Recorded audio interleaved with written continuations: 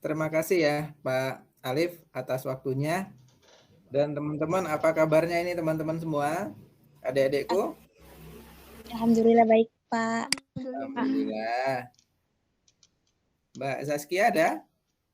Hadir. Hadir. Kemudian Mbak Zahra? Hadir, Pak.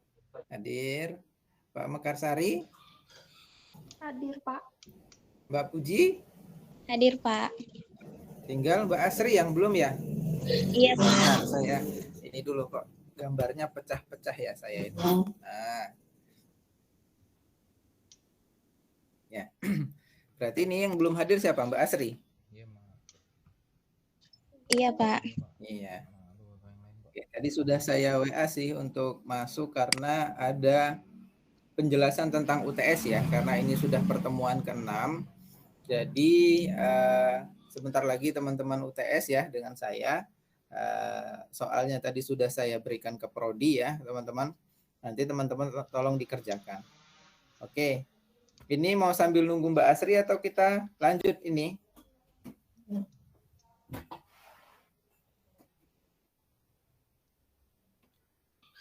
Kita lanjut saja ya.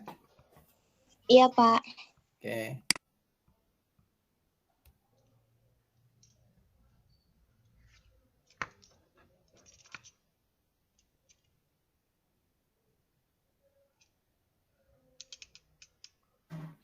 Sudah kelihatan belum slide-nya? Sudah, Pak. Sudah ya.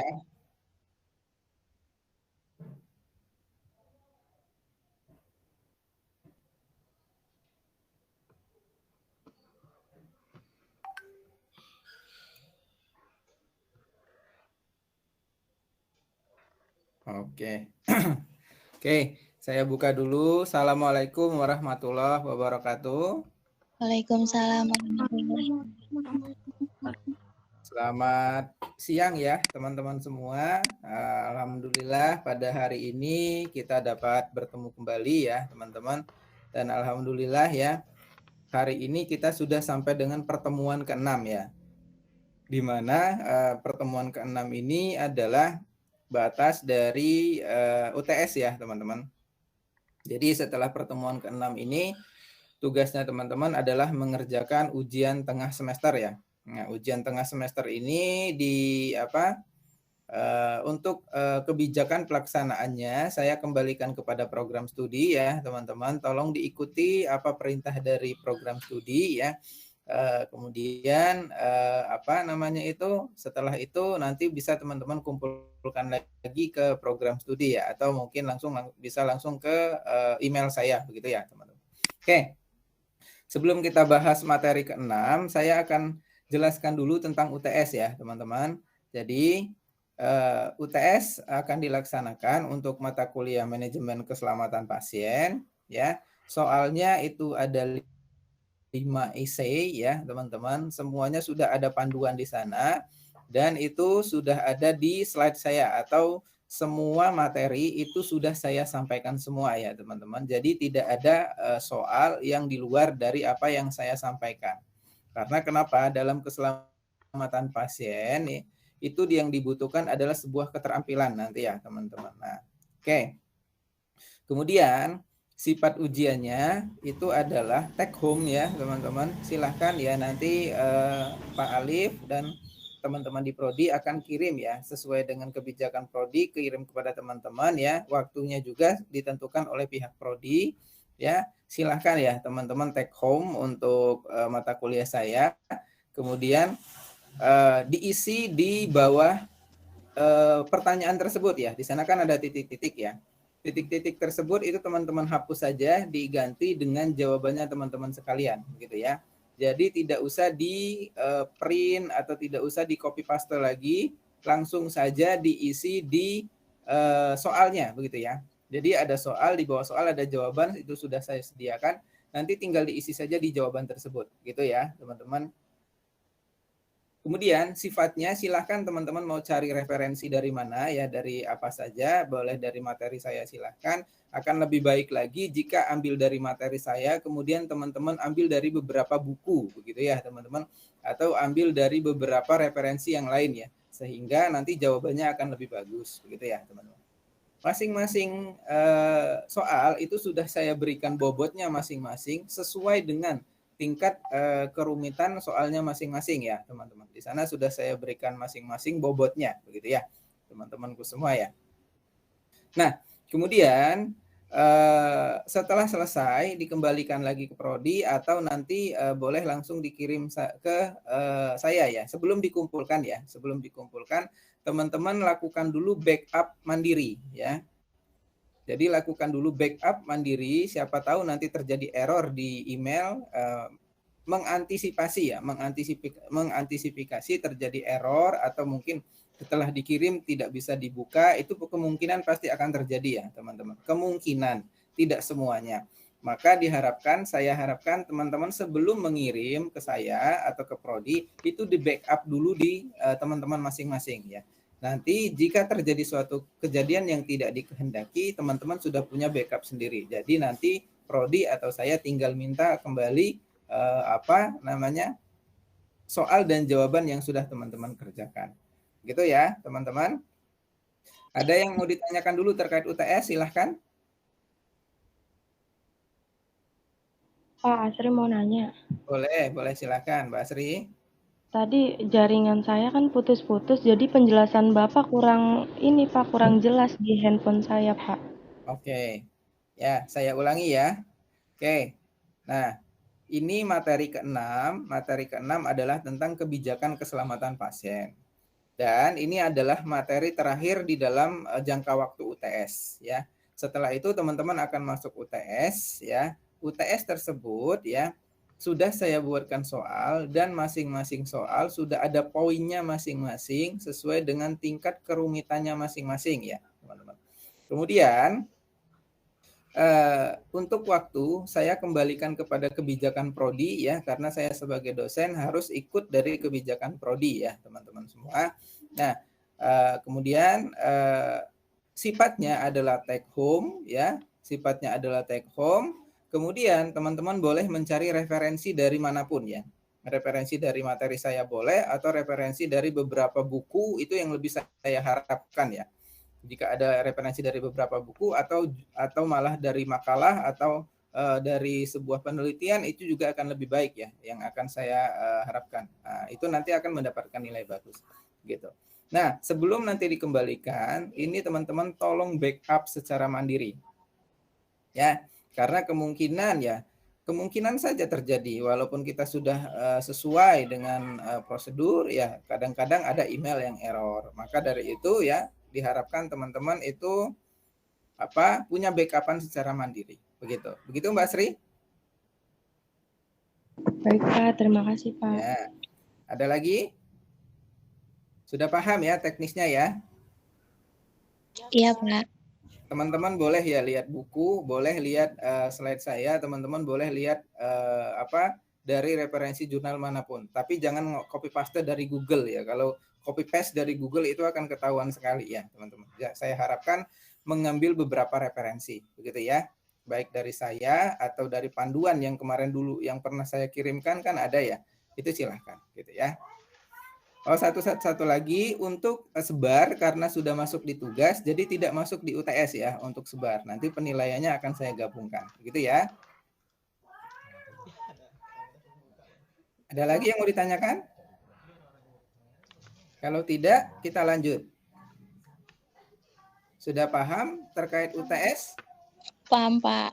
Alhamdulillah kalau sudah paham. Jadi saya harapkan kerjakanlah ya. Tidak usah mencari yang sempurna, tetapi yang nanti yang saya nilai bukan seberapa pintar adik-adik sekalian, tapi yang saya akan nilai itu adalah adik-adik sudah mulai memahami atau belum. Biasanya kalau adik-adik sudah memahami, pengisiannya itu berbeda dengan yang copy paste, gitu ya, teman-teman. Oke. Tuh. Oke, materi ke-6 ini adalah tentang kebijakan keselamatan pasien. Nah, di mana kebijakan keselamatan pasien ini merupakan ya, yang namanya kebijakan berarti ini namanya arahan ya teman-teman.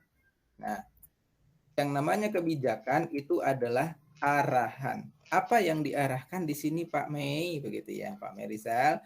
Jadi yang diarahkan di sini adalah bagaimana rumah sakit itu menjalankan keselamatan pasien yang sesuai dengan arahan.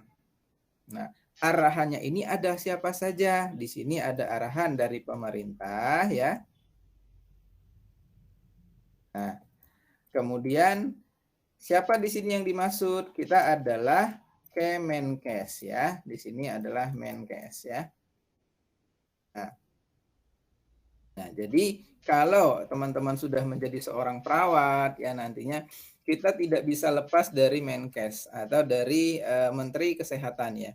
Kenapa? Karena kementerian kita itu ada di Kementerian Kesehatan. Nanti contoh Mbak Asri, Mbak Zahra dan teman-teman sudah menjadi perawat. Maka kita tidak akan bisa lari dari Kementerian Kesehatan. Maka karena itu salah satu tugas yang nanti akan teman-teman lakukan itu kan adalah keselamatan pasien, ya kan? Yang kemarin kita sudah jabarkan banyak ya. Apa itu KTD, apa itu KNC, apalagi yang disebut dengan sebar, apalagi yang disebut dengan timbang terima, apalagi yang disebut dengan yang namanya identifikasi obat dan segala macam ya. Nah, itu yang teman-teman lakukan berdasarkan arahan. Pertama itu adalah pemerintah atau Menkes, yang kedua itu adalah RS. Ya. Jadi rumah sakit.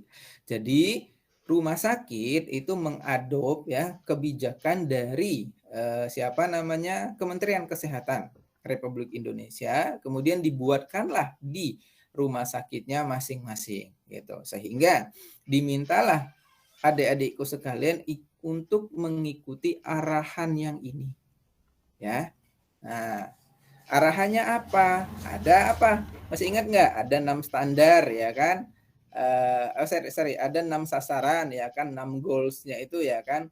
Nah, kemudian ada 7 standar ya. Kemudian itu ada teknik SBAR ya, ada komunikasi efektif ya kan, ada monitoring evaluasi yang sudah teman-teman pelajari ya. Nah, itu merupakan arahan dalam melaksanakan yang namanya keselamatan pasien. Nah, jadi intinya kesimpulan dari judul ini, apa yang teman-teman kerjakan melalui pelayanan asuhan keperawatan itu harus sesuai dengan kebijakannya rumah sakit. Nah, itu intinya ya dari kesimpulan dari judul kita hari ini. Sehingga ada yang harus teman-teman ketahui di dalam sebuah judul tersebut atau di dalam sebuah kebijakan tersebut. Jadi, yang pertama, teman-teman harus mengetahui ini adalah peraturan dan perundang-undangan yang terkait dengan pasien safety atau keselamatan pasien. Tidak usah dihafalkan, cukup tahu saja, gitu ya. Berbeda dengan saya, kalau saya seorang dosen dan saya seorang konsultan dari rumah sakit atau praktisi ya, itu sudah harus paham kebijakannya. Kebijakan ada di mana? Nah, kebijakannya itu ada di Undang-Undang 44 2009, kemudian ada lagi di Permenkes 48 tahun 2016, kemudian itu ada lagi Permenkes nomor 11 tahun 2017, dan itu tidak usah dihafalkan dulu oleh teman-teman. Berbeda nanti kalau teman-teman sudah menjadi praktisi, berarti wajib harus tahu gitu ya, teman-teman. Yang pertama itu ya, teman-teman harus tahu peraturan perundang-undangannya. Cukup tahu dulu. Yang kedua, kebijakan yang mendasari keselamatan pasien. Ini pokok bahasan kita pada siang hari ini. Yang ketiga, konsep pendekatan sistem dalam keselamatan pasien, ya, penanganan pasien safety. Nah, ada 3 pokok yang akan kita ketahui dalam pembelajaran pada hari ini, ya. Itu tentang regulasi, tentang kebijakan, dan tentang pendekatan sistemnya. Begitu ya, ada 3 pokok ini yang harus teman-teman ingat ya. Boleh dicatat ya. Sekarang saya masuk ke yang ke-1. Nah, Pak Merizal, mungkin teman-teman bertanya ya, Apa sih Pak peraturan perundang-undangan yang menyangkut atau yang mengatur tentang keselamatan pasien? Ya. Nah, slide-nya jalan nggak teman-teman? Jalan, Pak. Jalan ya. Nah, apa sih ini dicatat ya? Apa sih sebenarnya yang tolong dicatat pasien ini? Sehingga kenapa rumah sakit itu diminta untuk menjamin keselamatan pasien. Rumah sakit diminta untuk melaksanakan mengimplementasikannya. Jadi peraturannya ada di sini. Nah, ini teman-teman boleh catat. Peraturan perundangan pertama itu ada di Undang-Undang Nomor 4 Tahun 2009. Ini tentang perumah sakitan ya. Nah, disinilah kalau teman-teman mau baca ya. Kalau mau baca ya, kalaupun tidak nggak apa-apa, yang jelas tahu dulu saja ya. Kalau mau baca di Undang-Undang Nomor 4 Tahun 2009 ini menjelaskan tentang perumah sakitan, mulai dari rumah sakit itu seperti apa, rumah sakit tipe A seperti apa, tipe B seperti apa, tipe C seperti apa, dan itu dicantumkan dalam Undang-Undang Perumah Sakitan. Plus di dalam Undang-Undang Nomor 44 Tahun 2009 ini ya, ini mencantumkan keselamatan pasien itu harus dijamin. Itu ya. Keselamatan pasien harus dijamin. Kemudian ada Undang-Undang Nomor 29 tentang 2004, ini tentang praktik kedokteran ya. Nah, di sini dicatat lagi, saya tambahkan di bawahnya, dan Undang-Undang Nomor 38 tahun 2014. Ini tentang keperawatan.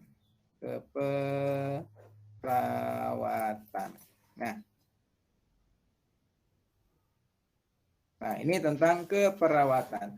Jadi, dokter dan perawat prakteknya diatur melalui ini. Ya, tolong diingat. Teman-teman harus hafal yang ini. Mulai dari sekarang karena teman-teman sudah perawat harus hafal yang ini. Yang ini aja dulu. Undang-Undang Nomor 38 tahun 2014. Ya. Bahwa kalau untuk menjadi perawat, kita harus tahu Undang-Undang Nomor 38 tahun 2014 ini tentang keperawatan, praktek keperawatan. Di mana di sana dijelaskan perawat itu apa, memberikan asuhan keperawatan itu seperti apa. Pertanyaannya mungkin teman-teman pernah dengar yang namanya mantri. Ya. Sekarang perawat itu sudah boleh buka klinik, teman-teman. Nah, siapa tahu setelah nanti Mbak Asri sudah lulus, Mbak Zara sudah lulus ya, buka praktek setelah STR-nya keluar, boleh. Nah, sekarang sudah mulai banyak perawat yang membuka praktek ya, teman-teman. Nah, tetapi apa perbedaannya dengan praktek dokter? Kita praktek keperawatan dan ada praktek dokter. Kalau praktek dokter itu berhubungan dengan yang namanya penata laksanaan medis dan pemberian obat.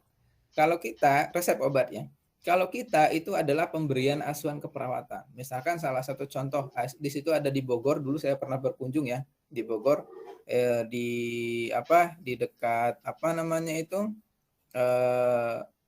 Jambu itu apa namanya, saya lupa itu daerah itu ya. Yasmin ya, di daerah Yasmin. Nah, itu ada salah satu praktek keperawatannya. Dia memberikan penata laksanaan asuhan keperawatan diabetes mellitus, asuhan keperawatan jantung, asuhan keperawatan luka dan segala macam, dan sudah boleh pasang pelang sekarang itu ya.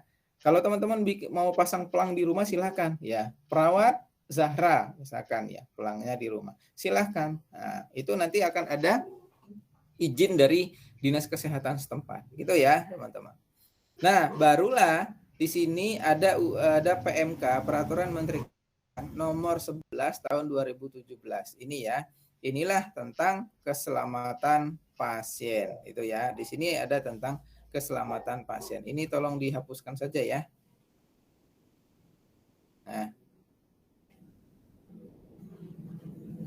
Nah, tentang keselamatan pasien.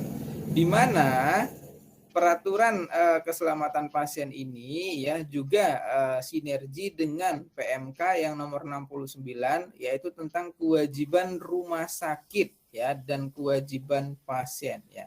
Nah, inilah Jadi ini peraturan yang harus nanti teman-teman ketahui saja dulu ya, tidak usah dihafalkan, cukup diketahui dulu bahwa memang keselamatan pasien itu diatur oleh sebuah peraturan dan perundang-undangan. Peraturan perundangan-undangan itu ditujukan kepada, disasarankan kepada rumah sakit untuk menjalankan keselamatan pasien. Oke. Kemudian, nah di sini dibaca saja ya teman-teman, tidak usah dihafalkan. Di dalam kebijakan nomor 1 di kebijakan Undang-Undang 44 2009 itu tentang rumah sakit, bahwa dikatakan ya di pasal 2 tersebut rumah sakit diselenggarakan berdasarkan Pancasila, didasarkan kepada nilai kemanusiaan, etika dan profesionalisme. Ya. Kemudian ada manfaat, ada keadilan, ada persamaan hak, anti diskriminasi, ada pemetaan, ada perlindungan keselamatan pasien. Nah, di sini ya. Jadi jelas di dalam PMK 44 ini ada dikatakan ya, tertulis jelas perlindungan dan keselamatan pasien ya. Jadi jelas di sini di dalam sebuah keselamatan pasien itu diatur oleh peraturan perundang-undangan Indonesia, adik-adikku. Sehingga bagaimana Pak kalau ini terjadi pelanggaran, maka rumah sakit akan diberikan sanksi. Gitu. Biasanya berhubungan dengan apa? Malpraktik. Nah, sampai di sini sudah ada gambaran ya, teman-teman, bahwa memang keselamatan pasien itu diatur dalam peraturan perundang-undangan yang ada di Indonesia. Kenapa? Mungkin pertanyaannya seperti itu, teman-teman. Ya, karena tugasnya kita itu adalah sebuah produk jasa. Oke, di dalam industri itu ada 2 yang dihasilkan untuk mendapatkan produktivitas ya. Produktivitas satu itu ada berupa produk ya atau barang, yang satu lagi berupa dengan jasa. Yang kita lakukan sebagai seorang perawat itu adalah jasa. Ya, itu harus kita ketahui sama-sama. Jadi jasa itu harus wajib melindungi kliennya. Nah, karena apa? Kita berhubungan dengan medis. Kita berhubungan dengan tubuh manusia. Kita berhubungan dengan anatomi dan fisiologi manusia. Kita berhubungan dengan kehidupan manusia. Inilah kenapa tenaga kesehatan wajib memahami yang namanya keselamatan pasien. Mungkin di sini sudah bisa teman-teman bayangkan. Ya. Banyak contohnya ya. Di Tangerang ada, di Jogja ada, di Indonesia Timur ada kejadian-kejadian tentang keselamatan pasien ini yang terjadi malpraktik. Banyak juga perawat yang dikenakan sanksi, banyak juga dokter yang dikenakan sanksi. Itu ya karena terjadinya malpraktik ini ya. Nah, itu salah satu contoh kenapa keselamatan pasien itu harus dilaksanakan karena terdapat dalam satu pokok besar yaitu Undang-Undang Perumahsakitan. Teman-teman pengen tahu Undang-Undang Perumahsakitan ada di 44 tahun 2009. Tuh, ya. Nah, kemudian ini untuk pasal 3 ini saya bacakan saja. Ini memberikan perlindungan terhadap keselamatan pasien ya. Kemudian di tujuannya ya, berarti ini ada keselamatan pasien. Kewajiban rumah sakit dalam menjalankan kebijakan itu adalah memberikan pelayanan kesehatan yang aman, bermutu, anti diskriminasi, efektif, dan mengutamakan kepentingan pasien sesuai dengan standar pelayanan minimal rumah sakit. Berarti di sini akan berkaitan dengan apa? Mutu RS. Oh ya, saya sambil minum ya. Akan berkaitan dengan yang namanya mutu rumah sakit. Semakin rumah sakit menjalankan keselamatan pasien, menjamin keselamatan pasien, maka semakin bagus juga mutu pelayanan rumah sakit. Sampai di sini ada yang mau ditanyakan tidak? Silakan jika ada, adik-adikku. Bapak, saya mau nanya. Boleh, silakan.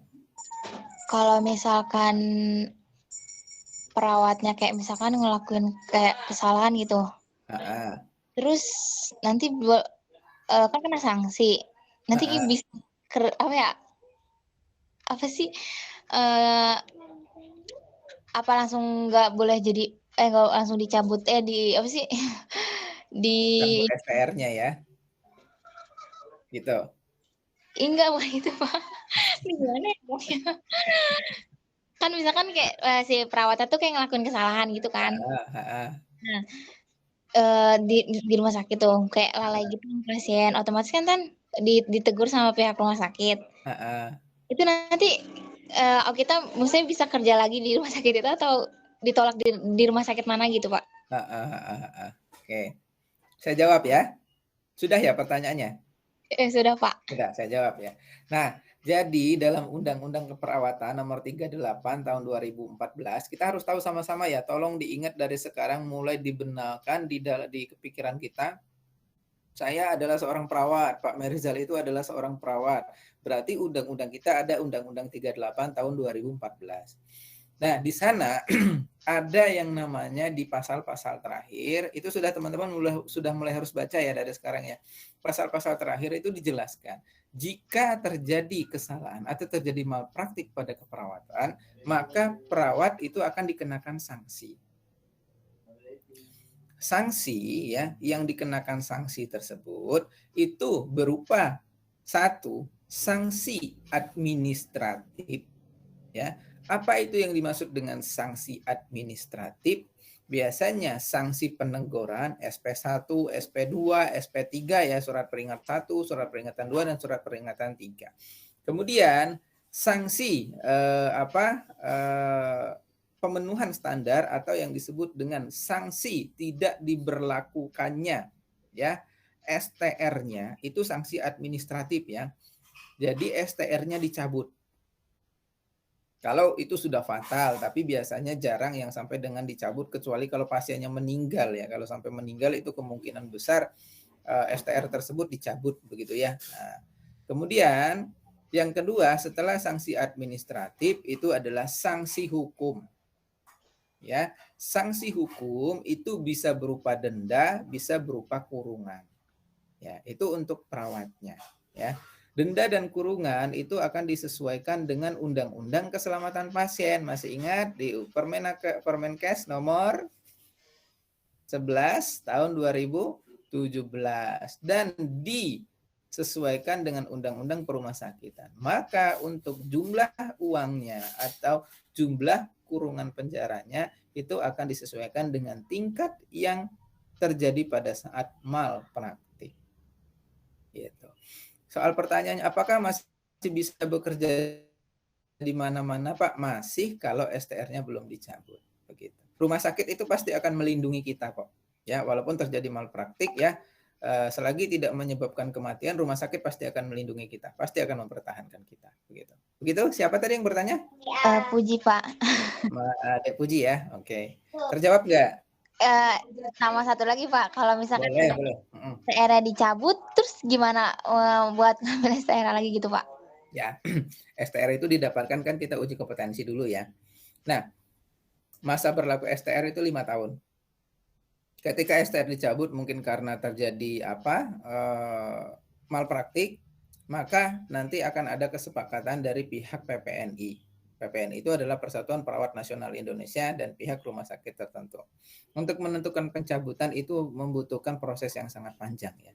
Kalau sudah dicabut ya berarti akan ditentukan apakah nanti akan uji kompetensi ulang setelah masa sanksinya selesai dilaksanakan atau masa hukumannya selesai dilaksanakan begitu. Nanti keputusannya nanti akan ada di pihak Komite PPNI atau di hukumnya PPNI begitu. Begitu Mbak Puji? Iya baik Pak, terima kasih. Ada lagi?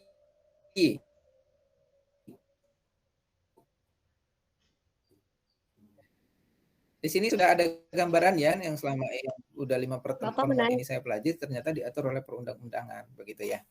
Jadi ini di sanalah dikatakan rumah sakit wajib begitu melaksanakan ini. Jadi nggak bisa mau dokter, mau perawat, mau bidan ya semuanya harus melaksanakan ini. Begitu ya adik-adikku ya. Oke, ada lagi? Mau tanya. Ada lagi? Iya, Pak. Pas? Pak mau tanya. Boleh. Siapa? Cara Pak. Zara. Monggo Zara. Kan tadi Pak nyambung sama yang dari Puji tadi. Itu kan kalau misalnya kita dapat sanksi. Nah, kita kan sanksinya itu sudah tertulis apa gimana Pak? Sanksi buat perawat itu. Oh iya. Sanksi itu sudah tercantum di dalam undang-undang ya, dalam undang-undang keperawatan dan undang-undang perumahasakitan ya. Jadi kita sudah tidak bisa mengotak-atik. Nanti ketika kenapa ada keputusan ada sanksi administratif dan mungkin kenapa ada keputusan harus ada kurungan dan denda karena sudah tercantum di undang-undang begitu. Jadi itu sudah kita tidak bisa mengotak-atik. Termasuk orang hukum pun nggak bisa mengotak-atik karena itu sudah diatur oleh Indonesia begitu. Begitu? Pak. Ada lagi? Boleh. Sudah Pak. Ada? Silahkan jika ada. Enggak Pak, udah. Oh enggak, oke. Kalau tidak ada saya lanjut ya. Mudah-mudahan ini sudah ada gambaran, sudah paham bahwa keselamatan pasien memang dijamin, begitu ya.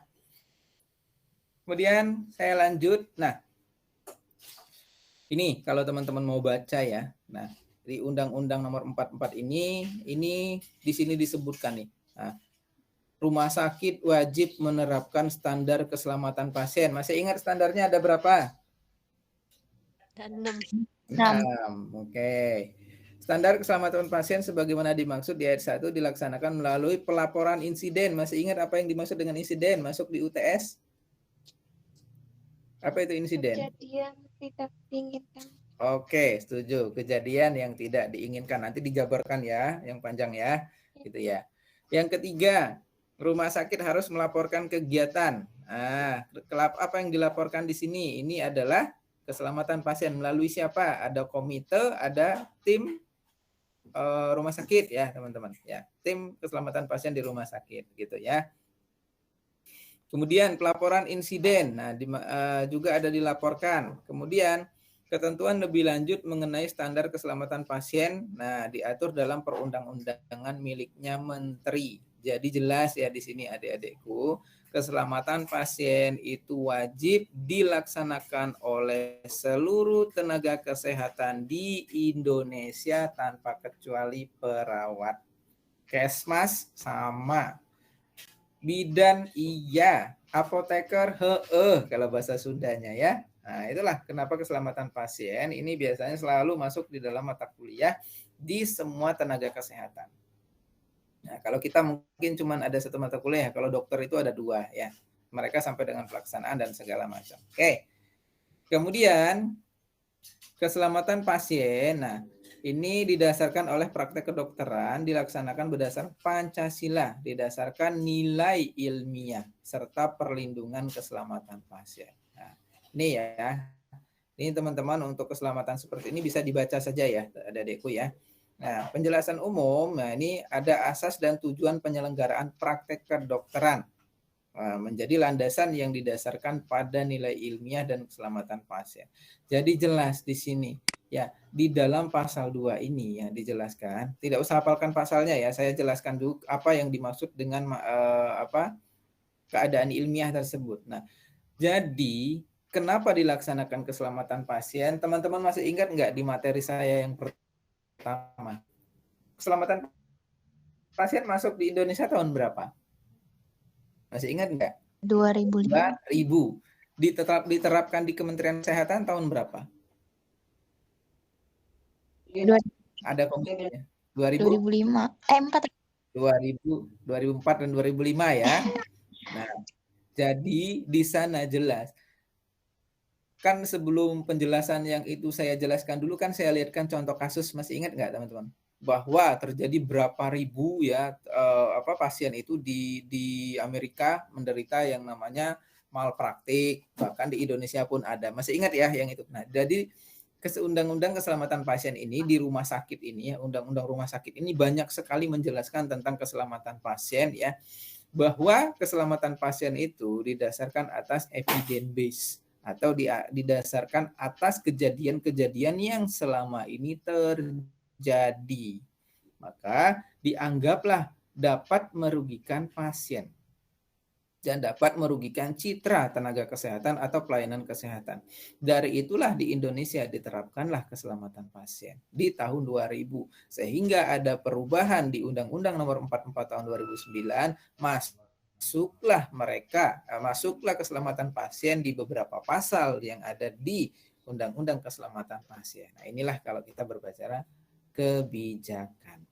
Nah, kebijakan itu adalah arahan, cara pembuatannya ada segitiga kebijakan, gitu ya. Saya senang sekali ya kalau sudah berhubungan dengan kebijakan. Kalau kita sudah menjadi seorang perawat, mungkin teman-teman masih ngawang, wah kebijakan susah. Tapi kalau udah menjadi perawat, mau nggak mau kita harus setidaknya sudah harus menghafal, sudah mengetahui tentang kebijakan-kebijakan, begitu. Oke, kemudian. Nah, barulah kita masuk di PMK nomor 69 tahun 2014 tentang kewajiban rumah sakit dan kewajiban pasien. Di sini jelas dinyatakan. Ada lagi masuk tentang keselamatan pasien. Bahwa setiap rumah sakit wajib memberikan pelayanan kesehatan yang aman. Gitu ya. Nah, maka di sini siapa yang memberikan di sini rumah sakit membentuk yang namanya tim ya, KPRS. Apa itu tim KPRS, Pak Mei? Itu adalah tim keselamatan pasien rumah sakit. Ya. Bisa berbentuk mutu, Pak Mei? Bisa berbentuk komite, Pak Mei? Bisa, silakan. Gitu ya. Sehingga di dalam rumah sakit keselamatan pasien selalu dimasukkan di dalam mutu pelayanan rumah sakit. Nah, semakin kecil tingkat kecelakaan pasien di rumah sakit, maka rumah sakit itu akan mendapatkan suatu citra yang baik juga di masyarakat. Dan semakin besar tingkat kecelakaan pasien di rumah sakit, maka rumah sakit tersebut akan mendapatkan citra yang buruk di masyarakat karena berhubungan dengan citra rumah sakit. Nah, mungkin teman-teman pernah dengar saya sebut ya, ada salah satu rumah sakit di dekat Kebonanas ya, dekat banget dengan Kebonanas. Mungkin teman-teman pernah lihat dulu waktu saya masih menjadi dosen di Tangerang. Itu ada ya salah satunya korban ya tidak boleh diantar pakai ambulan, kan rame masuk sampai berita ya. Nah, itu makanya kita harus tahu hal-hal seperti itu ya teman-teman. Itu pasien yang tidak bisa menggunakan ambulan. Karena kenapa? Kalau sudah menjadi praktisi, kita harus paham bagaimana menjelaskan dengan pasien, bagaimana menjelaskan dengan keluarga pasien terkait dengan hal-hal seperti ini. Nah, kenapa? Karena ya selalu berhubungan dengan yang namanya mutu, gitu. Mutunya rumah sakit, gitu ya. Nah, perawat mau berhubungan dengan mutunya perawat. Ya, bagaimana menghitung mutu perawat, Pak Mei? Nanti akan ada kuesioner menghitung penjaminan mutu perawat. Ya. Nah, nanti akan ada yang namanya SWOT ya. SWOT itu adalah keseluruhannya itu ya, adik-adikku ya. Nah, apa di sini yang dilaksanakan di pelayanan kesehatan aman dan efektif? Di sini sudah kita lihat ada satu ketepatan identifikasi pasien. Ingat ya, identifikasi kejadian yang tidak diharapkan. Identifikasi itu adalah mengenali ya jenis bahaya yang akan ditemui pada saat pelaksanaan asuhan keperawatan. Baru ada komunikasi efektif. Masih ingat kemarin kita menggunakan teknik apa, adik-adikku? SBAR ya. SBAR tuh S-nya apa? Situation, B background, A assessment, R rekomendasi. Nah, inilah yang kita gunakan. Penggunaan obat dan alat kesehatan harus ada SBAR. Nah, kepastian tepat lokasi, tepat prosedur, tepat operasi harus ada SBAR. Berarti ada komunikasi kan? Contoh yang kemarin dibuat, Pak, Assalamualaikum dok, ini pasien akan operasi, operasinya jam 11 tempat operasinya abdomen, sinistra dan segala macam. Itu kan harus menggunakan sebar. Pengurangan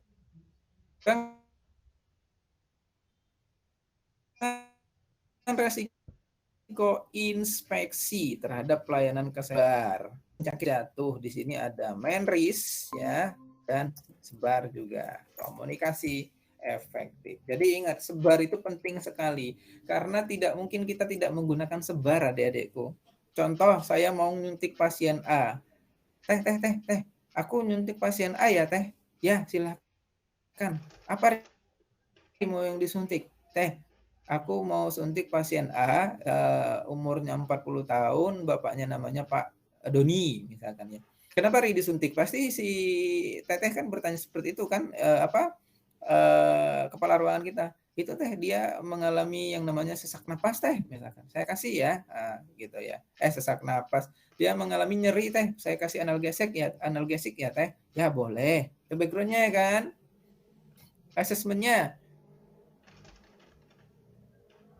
Nah, barulah kita lakukan pelaksanaan pengambilan keputusan. Nah, itu. Rekomendasi Teh nanti jam 8 malam. Kayaknya harus disuntik lagi deh Teh. Karena ya mengalami nyeri nanti ya Teh, dikasih lagi ya. Saya pulang ya Teh. Nah, itu salah satu contohnya adik-adikku. Sampai di sini bisa dipahami nggak? Kenapa kebijakan itu penting sekali dalam keselamatan pasien? Bukan keselamatan pasien saja sih, ya. Semua kegiatan tindakan keperawatan itu selalu berhubungan dengan kebijakan, adik-adikku. Oke, sampai di sini ada yang mau ditanyakan, silahkan. Ada gambaran nggak? Santai saja, kalau kuliah dengan saya itu tidak usah tegang.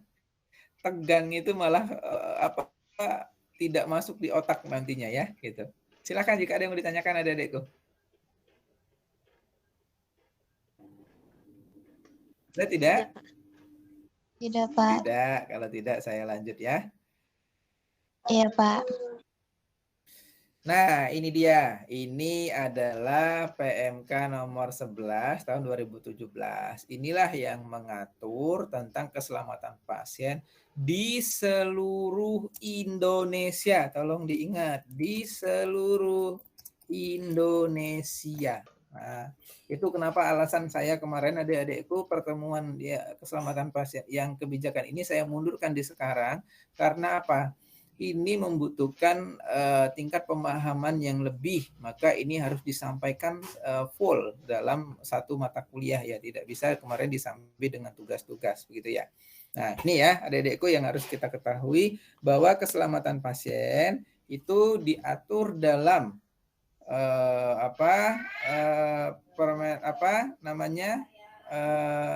Permenkes ya nomor 11 tahun 2017.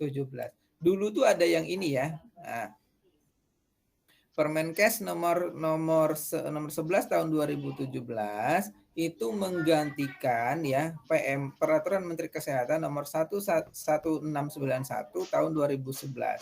Nah, kenapa digantikan Pak Mei? Nah, ya apa? Sebentar ya, maaf ya. Ya, maaf ya ada suara anak saya ya. Iya, Nah, Pak. kenapa ini diganti Pak Mei? Mungkin pertanyaan seperti itu. Kenapa nggak pakai yang ini aja sih? Malah diganti ke yang nomor berapa tadi? Nomor 11 tahun 2017. Karena di tahun 2017 akan dikeluarkan yang namanya, masih ingat SNAR nggak? Standar Akreditasi Nasional Rumah Sakit. Nah, untuk menjamin dan menentukan itulah maka SNAR tersebut keselamatan pasien harus disesuaikan dengan SNAR yang keluar juga di tahun 2017. Tuh ya. Sini sudah paham teman-temanku ya. Nah, di sini jelas di PMK nomor 11 ini ada pasal 1. Biasanya kalau kebijakan pasal 1 itu menjelaskan tentang pengertian. Untungnya ya, setiap mata kuliah mungkin kebijakan itu cuma ada 1 kali pertemuan ya. Bayangkan kalau kebijakan itu 12 kali pertemuan. Nah, itu mumet nanti kita ya. Nah, di sini dijelaskan bahwa keselamatan pasien adalah suatu sistem yang membuat asuhan pasien lebih dari aman, meliputi asesmen risiko, identifikasi, pengelolaan sistem risiko, sampai dengan bla bla bla. Ini masuk di soal biasanya nomor 1 nanti. Saya kasih kisi-kisinya ya. Inilah yang dimaksud dengan keselamatan pasien. Boleh dicatat ya adik-adikku, ini kisi-kisinya. Ini tentang apa namanya itu yang dimaksud dengan keselamatan pasien. Jadi tolong yang diisi di soal nanti ya, yang terbaru ini adalah di tahun 2017 atau mau ambil dari buku manapun silahkan adik-adik. Jadi di sini jelas, saya tidak akan jelaskan lagi ya, di pertemuan pertama juga sudah saya jelaskan tentang keselamatan pasien. Nah, insiden keselamatan pasien ini adalah suatu kejadian yang tidak disengaja atau tidak diharapkan pada kondisi tertentu. Ini di dalam PMK ini juga sudah dijelaskan sebenarnya. Ya, apa itu yang dimaksud dengan insiden, apa itu yang dimaksud dengan resiko, apa itu yang dimaksud dengan keselamatan pasien, di sini sudah dijelaskan. Maka wajib nanti teman-teman dalam melaksanakan keselamatan pasien mengikuti yang namanya pedoman yang ada di Permenkes nomor 11 tahun 2017 ini. Nah, di sini sudah jelas juga nih di pasal 2 juga di PMK ini menjelaskan bahwa KP ya, keselamatan pasien ini adalah berhubungan dengan mutu pelayanan dan fasilitas pelayanan kesehatan. Ya. Maka dari itu teman-teman kemarin sudah belajar yang namanya identifikasi ya. Masih ingat ada gelang-gelang kemarin? Ya, di NR itu apa sih? Do not resusitasi. Fall risk itu adalah resiko yang fatal dan segala macam ya. Nah, maka dari itu ya, kita dari sini sudah mulai memahami yang dimaksud dengan keselamatan pasien itu memang butuh sekali dilaksanakan di seluruh rumah sakit. Sampai di sini ada yang mau disampaikan, silahkan. Ada yang mau ditanyakan? Silahkan jika ada.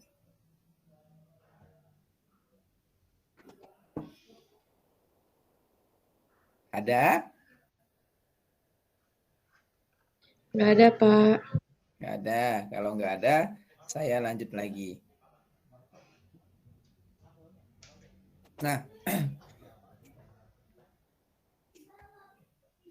Nah, tolong lihat di sini. Ada penyelenggaraan keselamatan pasien. Ini diatur juga dalam kebijakan. Ya. Saya tuliskan di sini, diatur dalam kebijakan. Nah, ini dia. Apa aja standarnya? Ada 1, hak pasien. Apa sih yang dimaksud hak pasien? Tolong diperhatikan yang ini, karena juga ini kisi-kisi ujian ya. Apa sih yang dimaksud dengan hak pasien ya? Hak pasien itu adalah semua yang terkait dengan kebutuhan atau pemenuhan dari pasien tersebut. Mulai dari apa? Kebutuhan biopsikososio dan spiritual. Apa? Kebutuhan bantuan hidup dasar, bernapas, beroksigen, dan segala macamnya. Kemudian hak pasien mendapatkan pelayanan yang maksimal, itu juga hak pasien. Kemudian pasien berhak mendapatkan penjelasan terkait dengan tindakan medis atau asuhan keperawatan yang akan dilaksanakan. Ya, apa namanya biasanya Bapak Ibu sekalian, adik-adikku sekalian, namanya adalah informed consent. Ya. Jadi kalau nanti Mbak Puji atau Mbak Asri ini bekerja di ruangan operasi, sebelum melaksanakan operasi kan ada informed consent. Bapak Ibu, mohon maaf, boleh saya berbicara sebentar? Boleh, Pak. Boleh, Mbak, silakan. Masuklah ke ruangannya Mbak Asri. Bapak Ibu, ini kakek dari ibu sekalian ini kan menderita penyakit jantung, misalkan. Jadi setelah dilakukan pemeriksaan medis, maka ini diwajibkan untuk nantinya ini adalah pemasangan cincin. Misalkan, apakah Bapak Ibu bersedia? Nah, itulah hak pasien, mendapatkan penjelasan adik-adikku. Ya. Kemudian mendapatkan pelayanan pelayanan kesehatan yang maksimal. Nah, kemudian ada pendidikan bagi pasien dan keluarganya. Nah, di sini. Apa yang dididik di sini? Ya, dididiklah tentang penata laksanaan pasien yang berhubungan dengan perawatan pasien. Salah satu contoh. Bapak Ibu nanti setelah pulang ya, setelah operasi, nanti harus kontrol lagi ya per 2 hari sekali. Kenapa harus kontrol? Dijelaskan sama adik-adik. Kenapa harus kontrol? Ya itu harus dijelaskan. Karena kita harus identifikasi lagi. Mudah-mudahan tidak ada masalah, tidak ada efek samping. Itu yang harus kita jelaskan. Ya. Kemudian setelah penjelasan pendidikan, misalkan salah satu contoh, Bapak Ibu nanti kalau seandainya mengalami nyeri atau sesak napas, gunakanlah teknik ini ya. Teknik-teknik seperti ini ya. Kalau sesak napas ya berarti kita usahakan napas yang olah senam napas dan sebagainya macamnya. Kalau teman-teman adik-adik yang dapat pasiennya diabetes, misalkan ya usahakan senam diabetes dan segala macamnya. Inilah yang harus kita lakukan di dalam keperawatan adik-adikku. Penyelenggaraan keselamatan pasien ini harus dipenuhi atau harus dilaksanakan menurut standar keselamatan pasien. Ada berapa ini? 1, 2, 3, 4, 5, 6, dan 7. Ya, ini standar keselamatan pasien ada 7, sasaran keselamatan pasien itu ada 6. Ya, ini yang harus kita ketahui sama-sama. Oke. Baru sasaran di sini 1, 2, 3, 4, 5, 6. Sasaran keselamatan pasien ini diatur juga dalam PMK nomor 11 tahun 2017.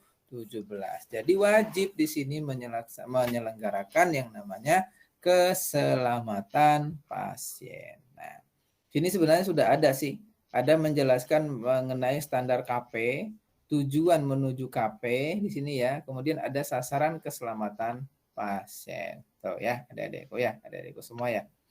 Nah, kemudian pada saat sasaran pasien ini teman-teman juga harus mengetahui ya, apa yang harus diketahui, sesuai enggak sasaran tersebut ya dengan sasaran keselamatan pasien ini sesuai enggak dengan visi misi rumah sakit. Visi misi rumah sakit juga harus diperhatikan adik-adikku. Visi misi ruangan pun juga harus diperhatikan juga adik-adikku. Ya, nanti kan teman-teman kan bekerja sebagai seorang perawat, tentunya pasti setiap hari, bukan setiap hari lagi, setiap menit, setiap jam berhubungan dengan pasien. Gitu. Maka di sini perlu wajib ya adik-adikku sekalian mengetahui ya sasaran keselamatan pasien. Jika perlu di print sasaran keselamatan pasien ini dipajang di dinding di dalam ruangan. Supaya apa? Rekan-rekan perawat kita itu tahu ya bahwa kalau akan melaksanakan tindakan asuhan keperawatan, oh iya saya harus mengidentifikasi pasien dulu ya. Kemudian saya harus mengkomunikasikan dulu ya dan segala macam. Ya, inilah yang harus kita ketahui secara bersama-sama dalam melaksanakan keselamatan pasien. Sampai di sini ada yang mau ditanyakan dulu atau bingung? Silahkan jika ada. Atau masih bingung silahkan.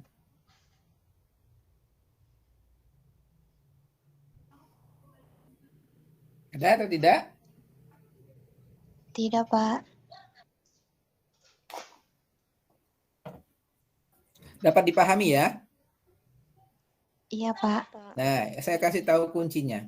Kalau membahas kebijakan jangan dihafalkan. Saya pun sudah menjadi dosen tidak hafal masing-masing pasal. Ini baru keselamatan pasien ya. Belum nanti kegawat daruratan. Belum regulasi tentang pencegahan penyakit infeksi. Belum regulasi tentang manajemen keperawatan ya. Belum regulasi tentang pemberian infus kepada pada pasien. Nah, tidak usah dihafalkan kalau membahas kebijakan, cukup kita tahu saja bahwa semua tindakan keperawatan itu diatur dalam peraturan perundang-undangan. Gitu. Ya, cukup tahu itu ya. Kenapa perawat tidak boleh memberikan resep obat? Itu kan ada peraturan perundang-undangannya. Kenapa hanya dokter yang boleh memberikan resep obat? Gitu. Ya, adik-adikku ya.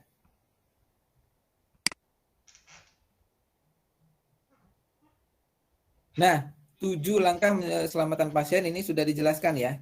Nah, membangun kesadaran akan nilai keselamatan pasien, memimpin dan mendukung staf ya. Kemudian mengintegrasikan aktivitas pengelolaan risiko. Risiko ini nanti di pertemuan terakhir, pertemuan 12. Mengembangkan sistem pelaporan, melibatkan dan berkomunikasi dengan pasien, belajar dan berbagai pengalaman tentang keselamatan pasien ya. Ini semua sudah tercantum. Ya, semua sudah tercantum di dalam kebijakan. Kita sebagai seorang perawat hanya perlu menjalankan ini. Gitu ya. Jadi kita nggak usah capek-capek lagi mikir harus ngapain ya perawat itu dalam menjamin keselamatan pasien. Ini semua sudah diatur. Tinggal nanti kita pelaksanaan di rumah sakit, inilah yang harus kita jalankan. Misalkan salah satu ambil contoh, saya ambil contoh, memimpin dan mendukung.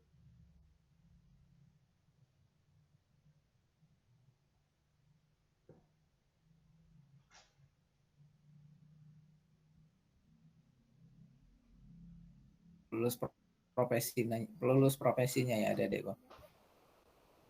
Berarti sudah 10 tahun ya.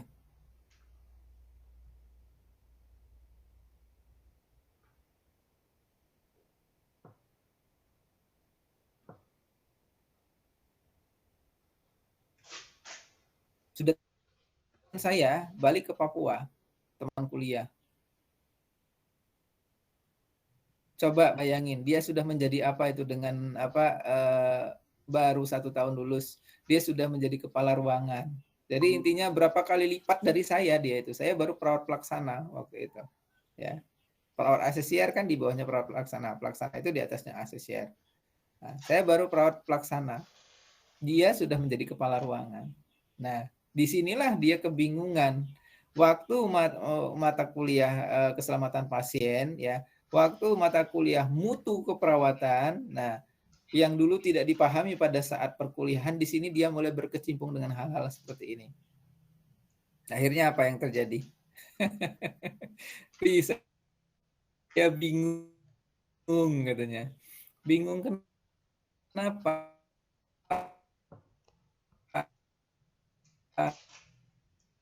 Dulu waktu kita kuliah kan banyak materi katanya. Di rumah sakitnya beliau, dia harus belajar lagi gitu. Nah, mulai dari sinilah adik-adikku ya harus melakukan yang namanya ya setiap mata kuliah yang diberikan di Andakara ya itu harus adik-adik benar-benar pahami ya.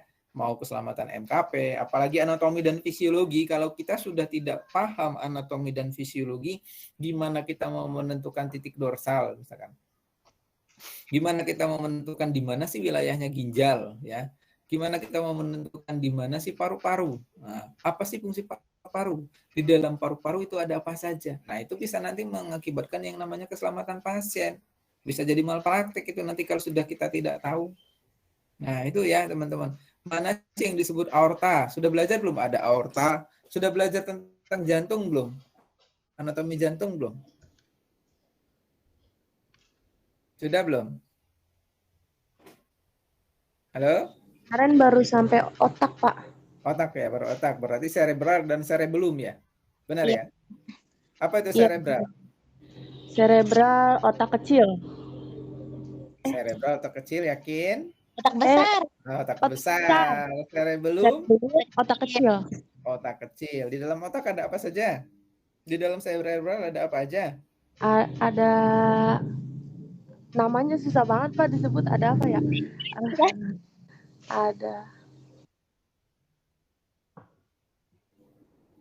Ada apa aja? Lupa Pak. Ada nervous dan segala macam. Ya itulah berbentuk seperti itu ya.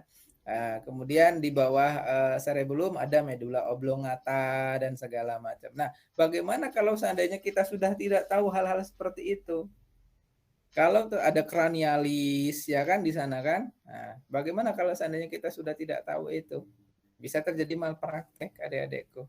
Nah, makanya dari situ adik-adikku sekalian ya, harus memahami setiap mata kuliah yang diberikan kepada dosen, gitu ya, adik-adik. Sampai di sini ada yang mau ditanyakan, silahkan. Ini tidak akan saya jelaskan lagi ya, ada KNC, ada KPC, ada KTD, ada KPC ya. Nah, ini merupakan 4 jenis insiden dalam keselamatan pasien ya. Nah, ini ya, ini kebijakan-kebijakan inilah yang mengampu dari semua ya dari semua materi yang sudah saya sampaikan. Jadi ingat, semua materi yang saya sampaikan baik nanti sampai dengan pertemuan 12 tidak lepas dari yang ini. Karena ini induknya kita sebagai keselamatan pasien. Saya dipahami ya? Jadi nanti manajemen resiko di mana Pak Mei? Ya regulasinya juga sama yang ini. Gitu. Pak, yang apa namanya itu? Insiden ada di mana Pak Mei? Ya di sini juga, di PMK 11 tahun 2017 ini juga. Karena semuanya tidak lepas keselamatan pasien itu dari peraturan Menteri Kesehatan ini. Inilah yang namanya kebijakan. Ya. Oke.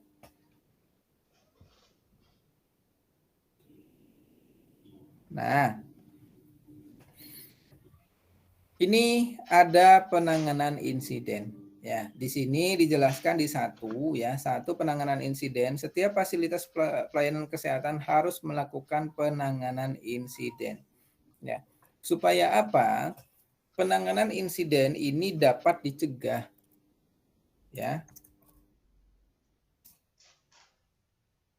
Insiden ini dapat dicegah adik-adikku melalui apa namanya nanti itu adalah pencegahan resiko atau pengendalian insiden. Pengendalian insiden itu ada banyak ya, ada 5 macam ya, ada eliminasi, ada substitusi, ada rekayasa atau isolasi, ada alat pelindung diri, dan ada administratif, yaitu dalam pengendalian insiden. Nah, dalam pengendalian insiden ini diperlukan juga ya keterampilan yang khusus. Kenapa? Karena kalau terjadinya insiden ya berarti sudah kejadian yang tidak diharapkan. Ya, biasanya ya tergantung nantinya apakah dia sudah korbannya ini atau pasiennya ini mengalami efek samping dari obat tersebut atau tidak. Kalau sudah mengalami efek samping atau kerugian ya berarti sudah bukan insiden lagi, dia sudah asiden, sudah ada kerugian. Kalau insiden kejadian malpraktik pada kedokteran atau keperawatan itu tapi belum menyebabkan kerugian. Nah, itu ya teman-teman. Atau belum mengakibatkan cedera pada pasien tersebut. Gitu ya Dedekku ya. Nah, kemudian kejadian sentinel sebagaimana dimaksud itu disebabkan oleh hal-hal lain seperti selain insiden. Biasanya apa? Nah, kejadian-kejadian seperti ini sentinel seperti KTD, seperti KNC, ini sebenarnya masih banyak kejadian-kejadian yang lain ya. Bisa diakibatkan oleh apa? 1, kekurangan pengetahuannya perawat ya. 2, kurang komitmennya ruangan tersebut atau rumah sakit tersebut terhadap keselamatan pasien. 3, ketidaktahuan ya manajemen rumah sakit terhadap yang namanya keselamatan pasien. Nah, inilah wajib kita terapkan di dalam rumah sakit sehingga dalam melaksanakan hal-hal seperti ini adik-adikku nanti sebagai seorang perawat itu sudah terampil ya dalam melaksanakan keselamatan pasien ini. Dan saya harapkan keselamatan pasien ini selalu dijaga. Ya. Jangan sekali-kali kita itu melakukan tindakan asuhan keperawatan tanpa ada standar operasional prosedur atau disebut dengan SOP atau SPO. Ya, mau nyuntik pun kita ada SOP-nya. Ya. Mau masang kateter pun kita ada SOP-nya. Ya. Mau ngimpus kita ada SOP-nya. Gitu. SOP inilah yang nanti berhubungan dengan yang namanya mutu rumah sakit dan dapat mencegah yang namanya insiden. Tuh. SOP biasanya kalau di dalam di dalam hierarki itu ada di nomor berapa? Nomor 4 ya, adik-adikku ya. Ada di administratif. SOP ini harus perlu sekali dibuatkan di dalam suatu keselamatan pasien yang ada di rumah sakit. Oke. Kemudian di sini juga jelas juga, ini dalam melakukan penanganan insiden, tim keselamatan pasien dilakukan kegiatan berupa pelaporan.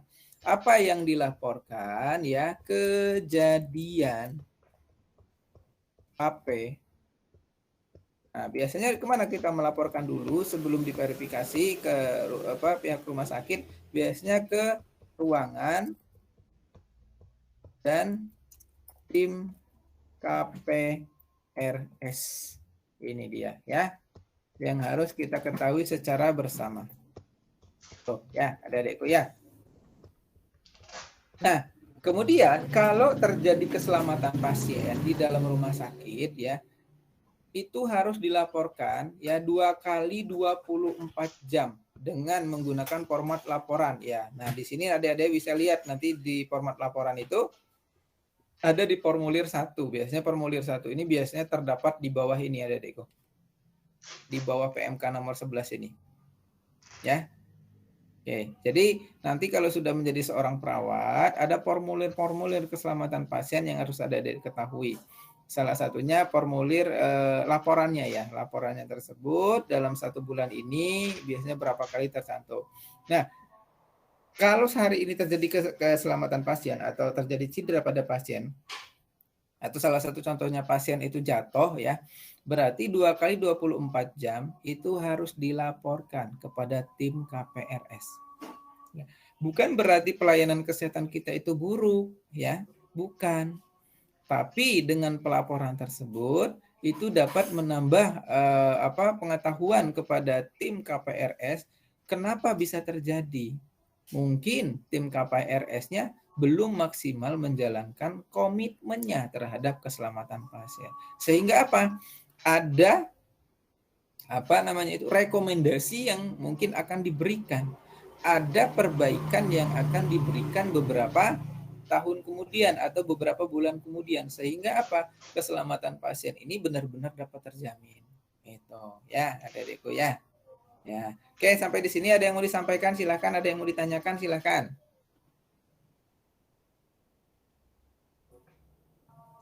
Bapak mau tanya. Boleh, silakan. Kan situ ada pelaporan ini ya, insiden gitu. Itu yang melaporkan. Bagaimana? Yang biasanya yang melaporkan itu siapa, Pak? Oh iya, ini bagus nih pertanyaan. Siapa sih yang biasanya melaporkan KPRS ya, keselamatan pasien?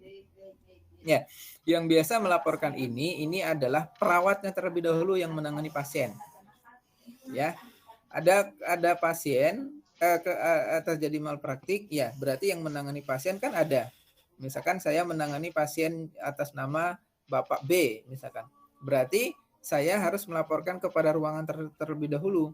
Setelah dari ruangan, baru ruangan akan melaporkan ke tim KPRS. Berarti siapa di sini yang melaporkan? Perawat yang menangani pasien. Gitu ya. Kalau siapa tadi yang bertanya? Zara, Pak. Nah, kalau Mbak Zara penanggung jawab pasien B, nah berarti Mbak Zara yang harus melaporkan nantinya. Itu. Walaupun misalkan yang nanti malpraktik bukan Mbak Zara yang melakukan ya, karena Mbak Zara yang penanggung jawabnya, nanti yang melakukan malpraktik tadi atau keselamatan pasien lapor ke Mbak Zara dulu. Mbak ini pasienmu ya Mbak? Iya, aku tadi salah nyuntik ya Mbak. Nah, tadi harusnya 5 cc yang diberikan cuman 4 cc yang masuk, 1 cc-nya nggak masuk. Gimana ya Mbak? Nah inilah hal-hal yang harus dikomunikasikan. Berarti ini adalah penanggung jawab pasien yang harus melaporkan terlebih dahulu sebelum nanti naik ke tim KPRS. Gitu. Ada lagi? Gimana Mbak Sarah? Iya Pak, paham. Ada lagi? Silakan teman-teman yang lain.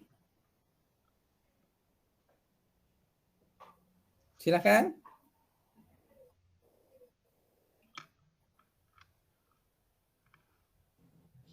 Ayo, jangan malu-malu.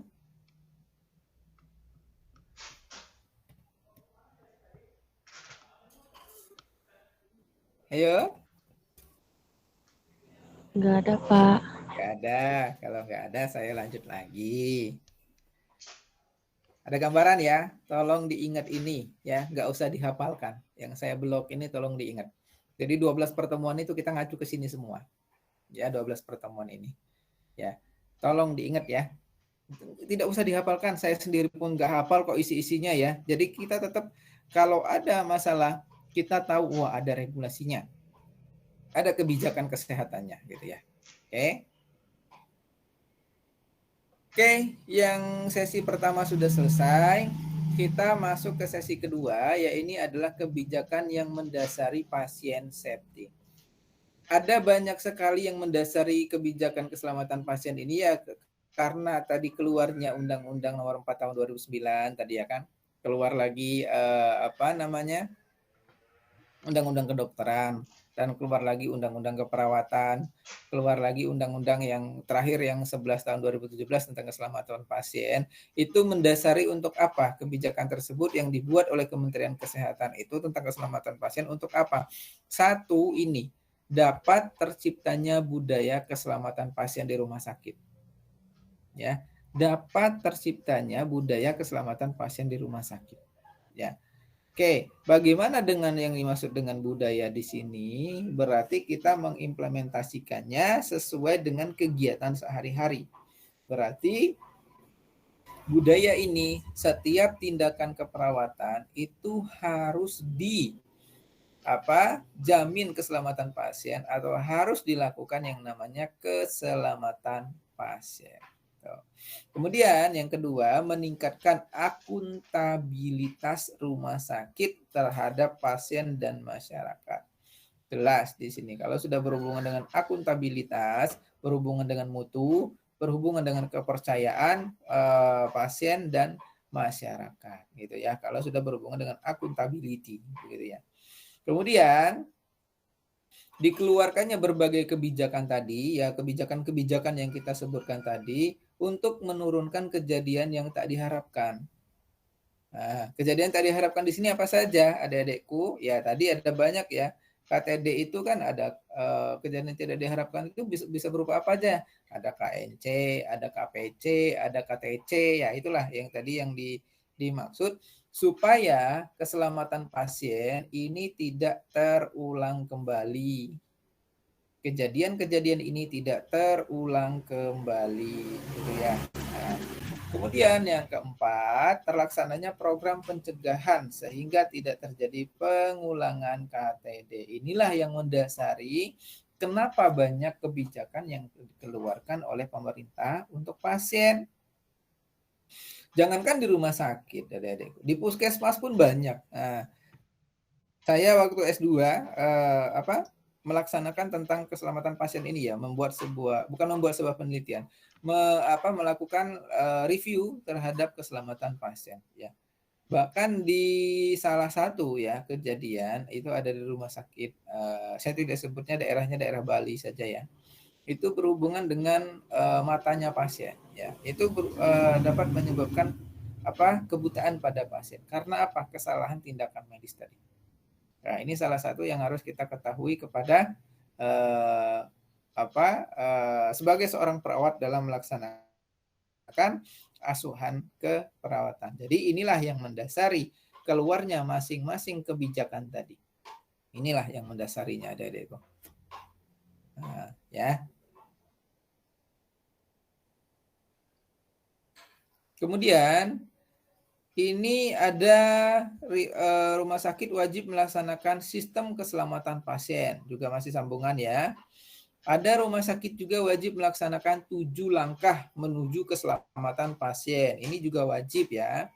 Rumah sakit wajib menerapkan standar keselamatan pasien. Ini juga wajib. Kemudian rumah sakit wajib mengevaluasi keselamatan ke pasien yang dilakukan melalui program akreditasi rumah sakit. Jadi jelas nih adik-adikku. Ya, di rumah sakit itu memang diwajibkan ya dalam melaksanakan ini karena tertuang semua. Nah, di sini sudah kita tidak bisa otak-atik lagi. Sini sudah jelas tertuang ya. Di dalam kebijakan tersebut tertuang bahwa ya keselamatan pasien ini wajib diutamakan. Bahkan rumah sakit sekarang slogannya apa deh tadi aku? Ada yang slogannya itu adalah teman di masa sakit, sahabat di masa sehat. Visi misi rumah sakit kami itu adalah menjamin keselamatan pasien. Setiap pasien yang dirawat di rumah sakit kami akan dijamin keselamatan pasien. Itu ada banyak rumah sakit seperti itu sekarang. Karena kenapa ya? Pentingnya keselamatan pasien bahkan sudah masuk dalam standar akreditasi nasional. Standar akreditasi nasional adik-adik harus tahu ya. Keselamatan pasien masuk di standar nomor 1. Bayangkan ya, betapa sulitnya nanti kita ketika sudah menjadi perawat ya harus menjamin keselamatan pasien, belum lagi nanti mau berangkat dinas, Mbak Asri berantem sama pacarnya ya, Mbak Zara berantem sama pacarnya sehingga masuk rumah sakit atau pas dinas mulai uring-uringan. Aduh, gue lagi berantem sama pacar, ini pasien kok uring-uringan wae gitu ya. Sering ya. Saya juga pernah muda, Dedekku. Tapi Nambah sekarang pengalaman. sudah senior. Ya, pernah muda, pernah masa-masa seperti kalian tuh pernah mengalami begitu ya. Masa-masa pubertas, masa-masa punya pacar gitu ya, masa-masa sering nongkrong, masa-masa jadi teman curhat orang sering saya ya nggak tahu dia gue juga lagi banyak masalah. Oke, sampai di sini ada yang mau ditanyakan silakan. Ada nggak? Pak, Asri Ya, mau nanya Pak. boleh. Nanti ulangan itunya dari sini semua Pak, apa gimana? Enggak, dari 5 materi yang sudah saya sampaikan kecuali sebar. Karena sebar kan sudah masuk di tugas ya, berarti sebar saya tidak masukkan lagi di dalam ujian. Oh, berarti ini termaksud Pak? Ini termasuk. Ini ada 1 soal di kebijakan ya. Iya Pak. Setiap materi ada 1 soal. Kecuali sebar, karena sebar sudah ada nilainya di tugasnya teman-teman ya. Padahal yang paling ngerti yang sebar Pak. Ya karena kita praktek ya kan, karena saya bimbing teman-teman sampai benar-benar bisa. Menurut saya kalau sebar itu sudah nggak ngerti, ya bingung gitu jadi perawat. Iya. Aksinya gimana gitu. Ya. Ya alhamdulillah kalau adik-adik sudah ngerti sebar ya. Situation, background, assessment, dan recommendation. Nah, mudah-mudahan yang materi yang lain juga tahu ya teman-teman. Amin. Ada lagi silahkan. Santai saja, kalau mau minum silahkan minum dulu. Iya Pak. Saya itu kalau kuliah itu selalu santai ya teman-teman. Ngasih diklat pun saya santai, ngasih seminar pun saya santai. Alhamdulillah di tanggal 17 Oktober saya ngisi menjadi narasumber di salah satu miliknya kesehatan ya di Indonesia. 31 Oktober itu di Padang ya, di Sumbar, Sumatera Barat ya. Itu ngisi tentang ini K3RS ya di sana. Nah, kalau yang 17 ngisi tentang standar akreditasi gitu. Itu teman-teman, kalau sudah enak ya, kalau sudah menjiwai, insya Allah nanti teman-teman punya jalannya sendiri. Gitu. Maka dari sini karena kan baru semester 1 ya, mungkin masih bingung. Aku mau ngambil apa yo? Apa aku ngambil seperti Pak Merizal yang fokus di manajemen, atau Pak Muhammad Taufik ya mungkin yang fokus sama seperti saya di manajemen, atau mungkin saya fokus di medical bedah ya nanti di semester 3 atau bagaimana ya? Nah, itu nanti silahkan ya, pilihan adik-adik masing-masing masing-masing ya. Ya. Kalau sudah menjiwai, insya Allah rezeki itu pasti mengalir kok, gitu ya. Pasti ada saja yang rezeki yang tidak terduga itu pasti ada saja. Di samping itu berkarir juga. Ya, maka dari sini pada saat kuliah, adik-adik jangan malu bertanya. Adik-adik jangan malas untuk membuat sebuah tugas. Kalau dibimbing dosen, bersenang hatilah. Banyak mahasiswa yang tidak dibimbing dosen. Gitu ya. Kalau dibimbing dosen seperti mohon maaf ya kemarin sebar ya, saya sampai kembalikan lagi karena ini kurang ini nih, kurang ini, itu membuat adik-adik tahu setidaknya begitu ya. So, silakan ada yang ditanyakan. Sudah Pak. Yang Ya. paling ngerti emang yang sebar ya Pak ya. Oke, kalau tidak ada, saya masuk ke sesi ketiga, yaitu ada konsep pendekatan sistem dalam penanganan pasien septi. Oh ya, terkait soal sebar ya. Kalau dulu saya sebar itu praktek ya adik-adikku, jadi kami membuat role play kayak drama seperti itu ya. Saya dulu masih ingat saya kelompok 2 dulu ya. Saya kelompok 2 membuat sebar itu saya masih ingat. Membuat pasien dengan gagal ginjal waktu itu ya. Saya masih ingat sekali. Itu dosennya itu Pak Asep Setiawan dulu ya. Itu saya masih ingat sekali sampai sekarang itu benar-benar pura-pura jadi dosen, jadi pasien, benar-benar pura-pura jadi perawat kami dulu. Karena dulu kan belum ada yang namanya virus seperti ini ya. Kayaknya seru ya Pak. Yang namanya jadi perawat itu seru adekku. Tergantung nanti teman-teman minatnya di mana. Ya. Karena nanti kan selama 3 tahun kan dipelajari semua ya kan. Nah, nanti biasanya timbul minat itu kalau sudah bekerja. Misalkan nanti Mbak Asri di ruangan IGD. Mau tidak mau Mbak Asri harus menyenangi IGD lama-lama keterusan. Senang sekali sama IGD nantinya. Misalkan Mbak Puji nanti di ruangan medical bedah. Berarti kan nanti teman-teman setidaknya sudah dapat pembekalan ya kan. Di zaman kuliah ada keperawatan medical bedah. Mau tidak mau harus menyenangi. Anatomi dan fisiologi harus kuat sekali di sana. Gitu. Sama patofisiologi harus kuat sekali di sana. Misalkan Mbak Zahra nanti di keperawatan dapat di ruangan anak. Nah, di sana Mbak Zahra harus bertingkah laku seperti anak-anak juga gitu. Nanti akan dapat masing-masing kok di sana itu. Yang namanya perawat itu menurut saya menyenangkan sekali. Ya. Tuh. Oke. Konsep yang ketiga ini adalah konsep pendekatan sistem dalam penanganan pasien septi. Nah, apa ini? Ini pengertian dari konsep penanganan tersebut. Nah, ini adalah sistem secara teknis ya. Kalau sudah berbentuk dengan sistem secara teknis ya, adik-adikku, berarti ini sudah sistematis dan mempunyai alat ukur dan nilainya masing-masing. Tolong diingat itu. Kalau sudah berbentuk sistem, Pak mau tanya, apakah keselamatan pasien ada standar keselamatan pasien itu ada sistemnya? Iya, ada sistem. Ada berapa standarnya? 7 ya kan? Pak, apakah sasaran itu sistem? Iya, sistem. Ada berapa sistemnya? Ada 6. Itu ya, itu yang harus kita ketahui. Jadi di dalam ini yang konsep pendekatan ini dalam sistem penanganan pasien septi ketika dia dia berbentuk sistem dan dia mempunyai komponen yang saling berhubungan. Coba adik-adik amati. Standar 7 standar itu semuanya berhubungan nggak? Saya kira itu semua berhubungan. Sasaran 6 sasaran keselamatan pasien itu berhubungan nggak? Saya sangat kira itu adalah sangat berhubungan.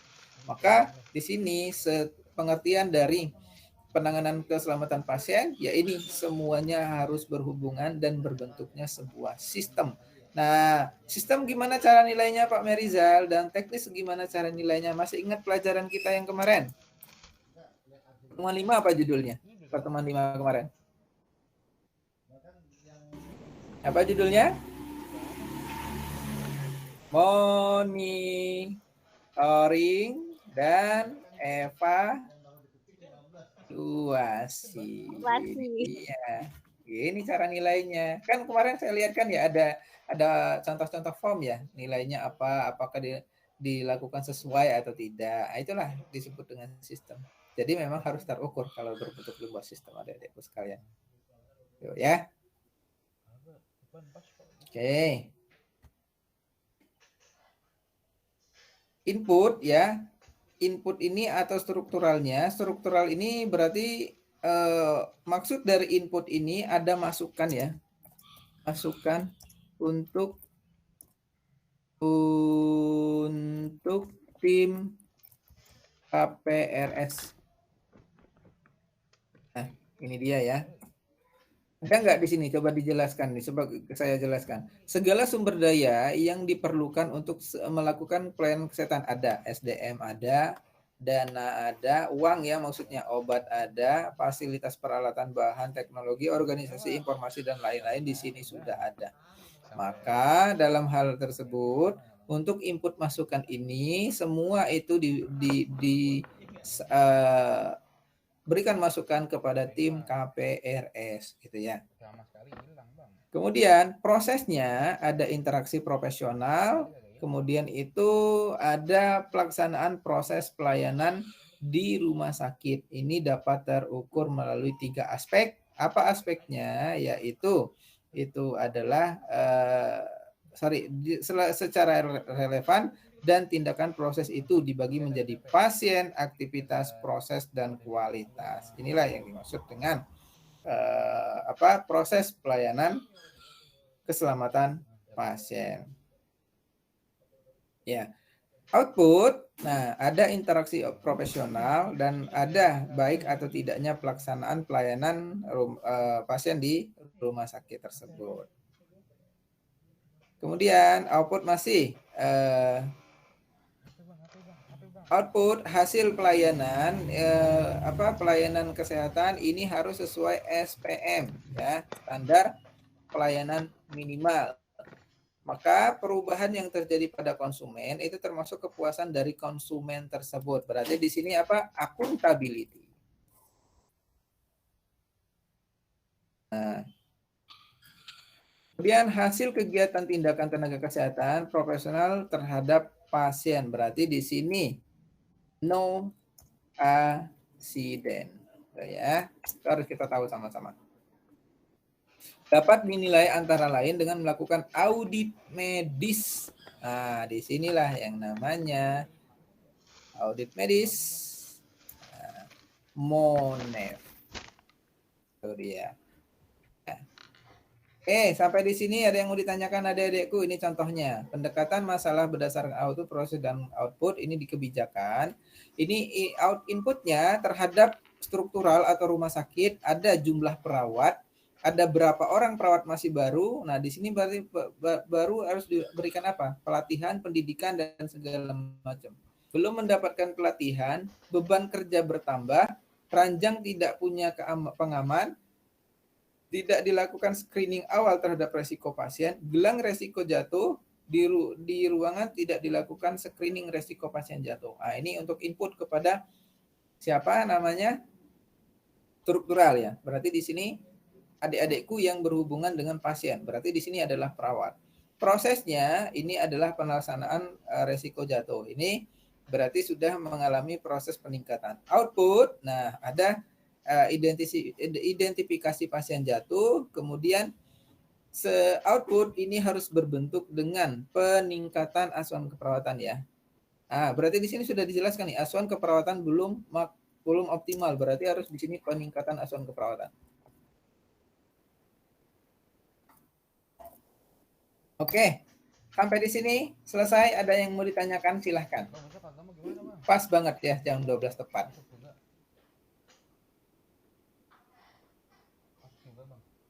Silakan jika ada yang mau ditanyakan. Nggak ada, Pak.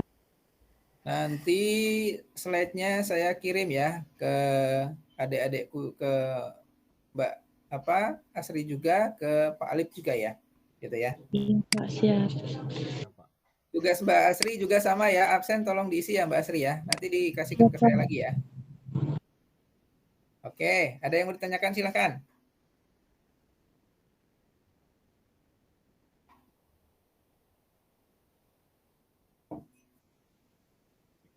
Nggak Kalau ada, tidak Pak. ada, Ada? Tidak, Mbak Sarah? Enggak, Pak. Enggak. Kalau tidak ada, saya tutup ya.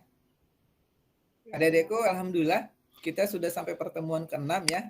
Sudah akan melaksanakan UTS ya. Untuk UTS saya kembalikan kepada Prodi ya, selaku pemangku kebijakan ya. Karena saya seorang dosen, itu harus manut kepada Prodi ya. Nanti setelah selesai tolong di backup dulu secara mandiri ya. Baru nanti dikirim ya. Dikirim ke Prodi, kemudian minta tolong mungkin dari Pak Alif, nanti minta tolong ke email saya. Begitu ya, adik-adikku sekalian ya. Ya, itu ya dari saya ya adik-adikku, saya akhiri, saya tutup. Assalamualaikum warahmatullahi wabarakatuh. Waalaikumsalam Waalaikumsalam. warahmatullahi wabarakatuh. Ya, Terima kasih, Pak. saya izin live ya. Ya, dadah Ya, adik-adikku. Pak. Pak.